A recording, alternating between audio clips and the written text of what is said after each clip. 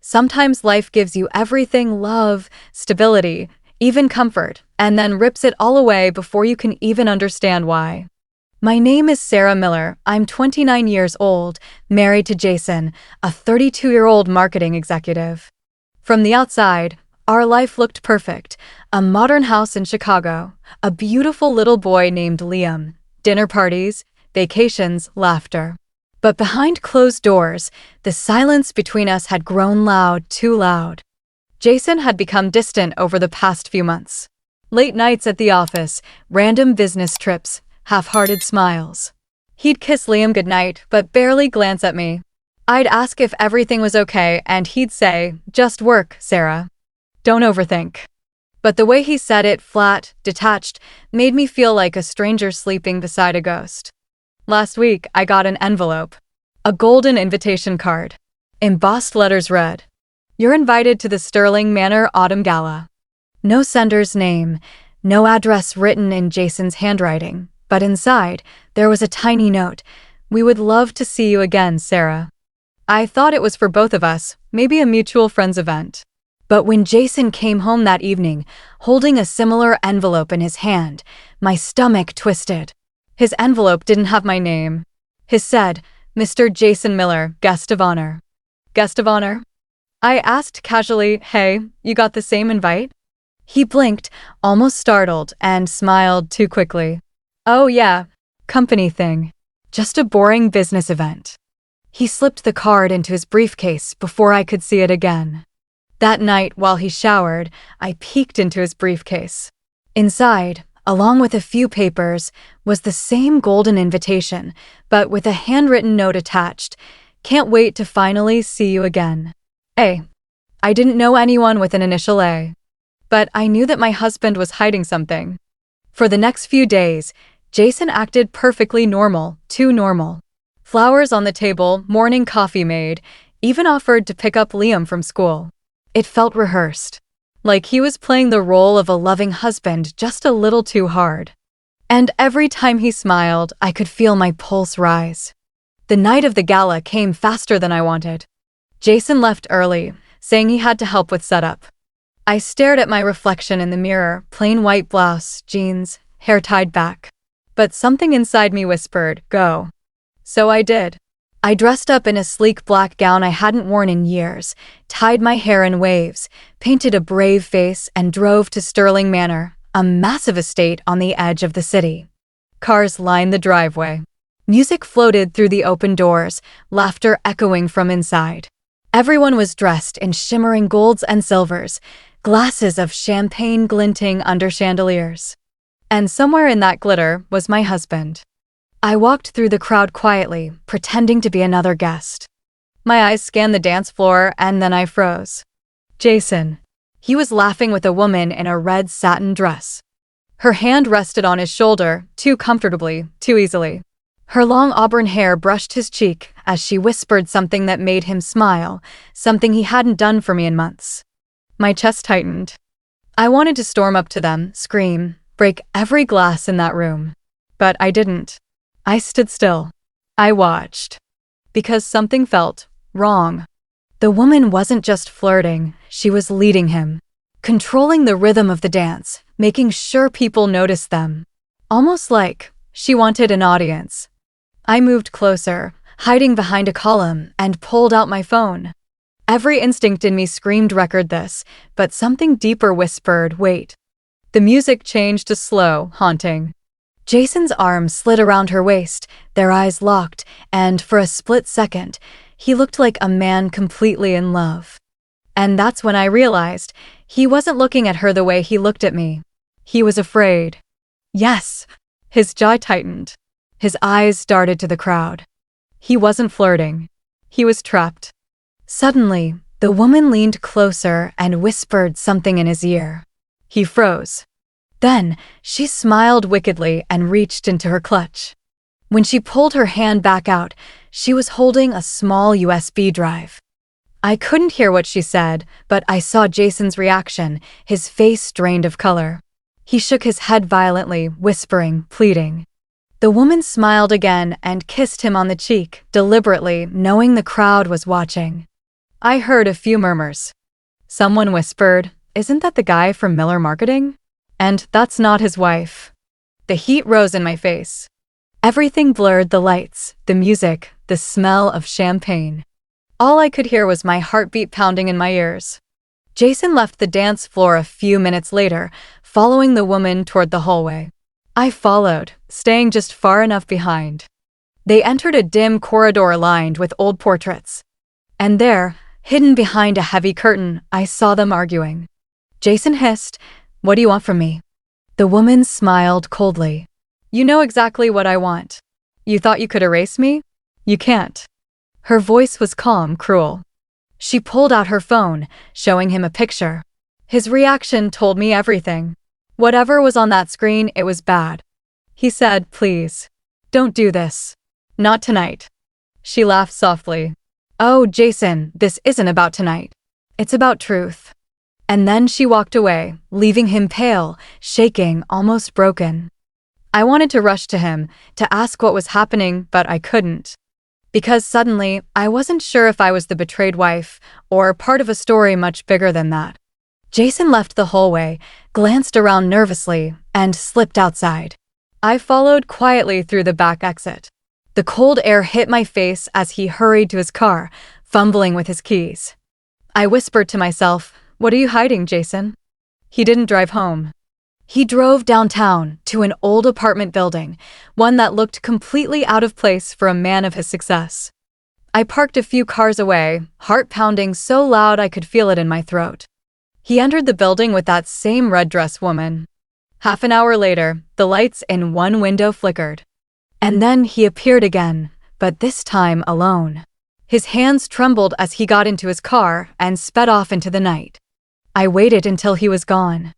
Then I stepped out of my car and walked toward the building. The doorman was gone. The hall smelled of dust and perfume. On the 4th floor, I found the apartment door slightly open. I pushed it gently. Inside, the lights were dim. The red dress woman sat on a sofa, sipping wine. She looked right at me and smiled. "I was wondering when you'd come," she said. My throat went dry.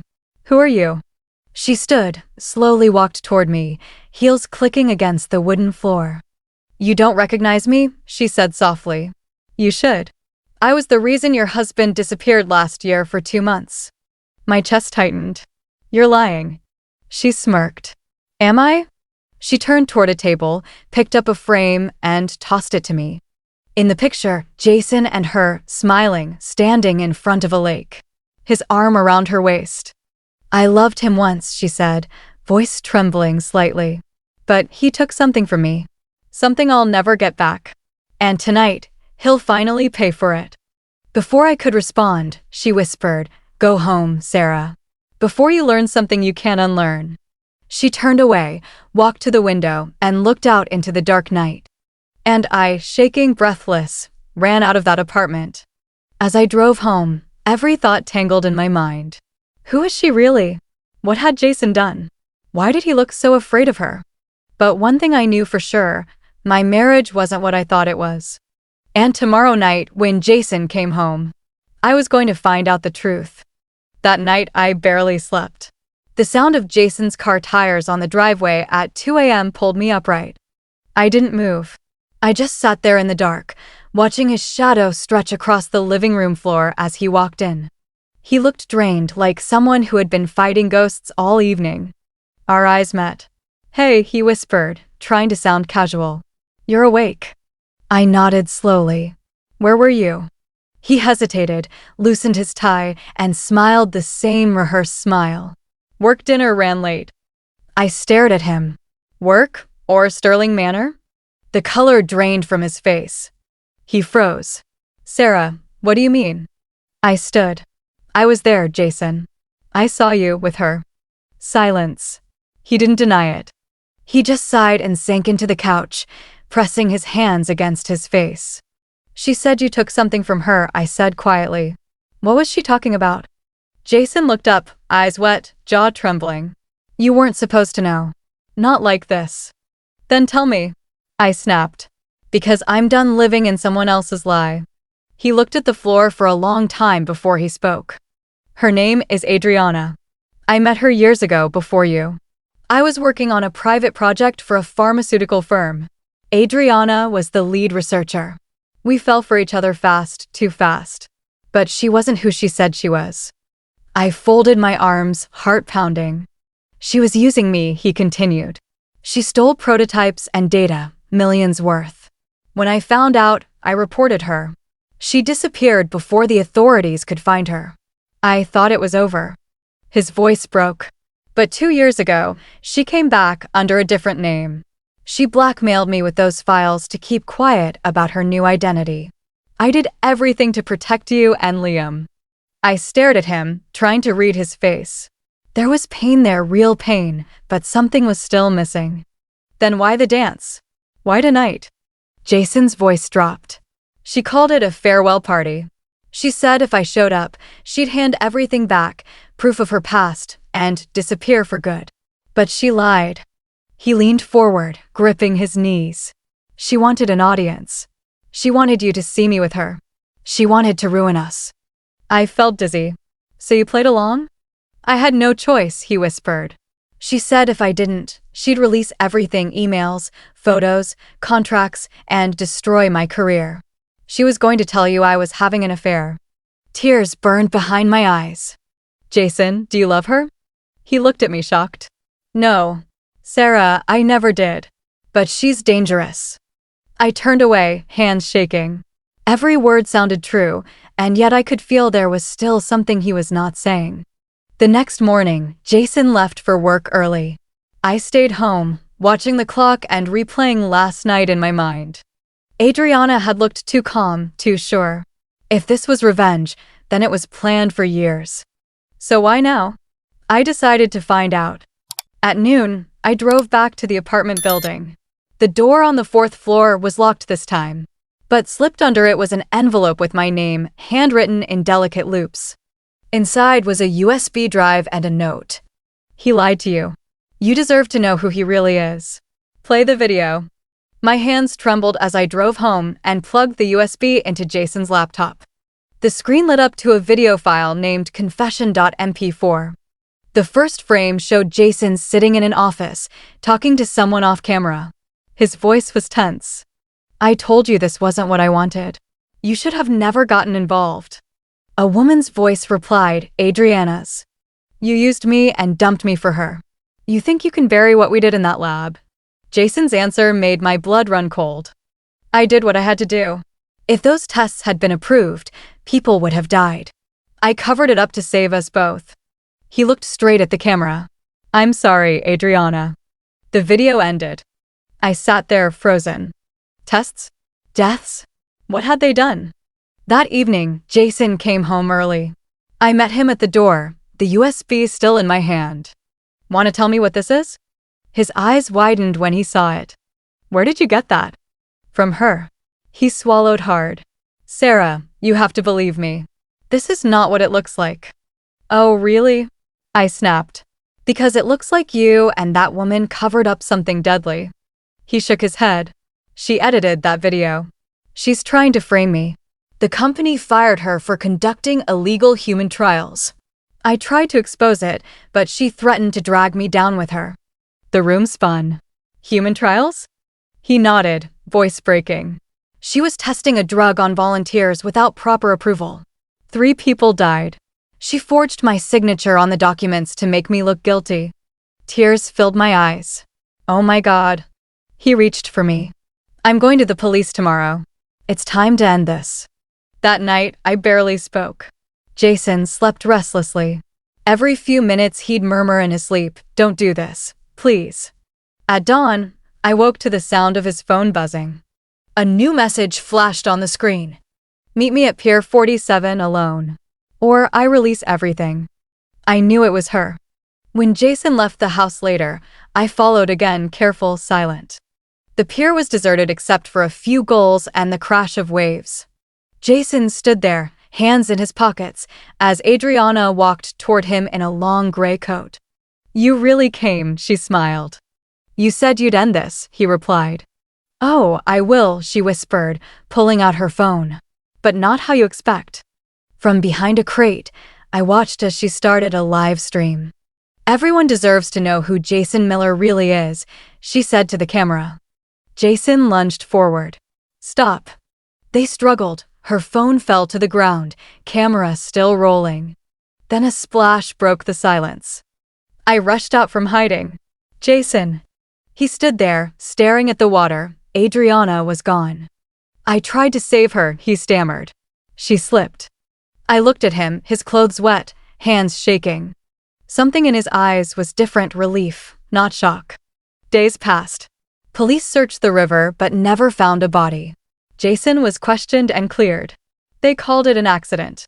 But a week later, a package arrived at our doorstep with no return address. Inside, another USB drive. The video opened with Adriana smiling into the camera. "If you're watching this, Jason, it means I won." She turned the camera around, and there I was, in the background of the party, watching them dance. Her voice continued, calm and cold. She deserved to know the truth. He was never a victim. He signed those forms willingly. He just hid behind my name. The screen flickered, then cut to a document bearing Jason's signature. "Approved human trials. 3 deaths." My hands went numb. Jason grabbed the USB from me and hurled it against the wall. "It's a lie," he shouted. But his voice cracked. I stared at him, the man I thought I knew. And in that moment, I understood. Adriana had never wanted revenge. She wanted justice. The police came back 2 days later. They'd found new evidence in Adriana's apartment, Jason's emails, contracts, and payments to keep witnesses quiet. He was arrested on the spot. As they took him away, he looked at me and whispered, "I did it for us." But I knew better. Because sometimes the biggest betrayal doesn't come from a stranger. It comes from the person who once swore to love you forever. I stood by the window as the sirens faded, the sun rising over the quiet street. Adriana was gone, maybe dead, maybe alive somewhere watching. But the truth was out. And for the first time in years, I finally breathed. Because the monster was never in the dark, he'd been sleeping beside me all along.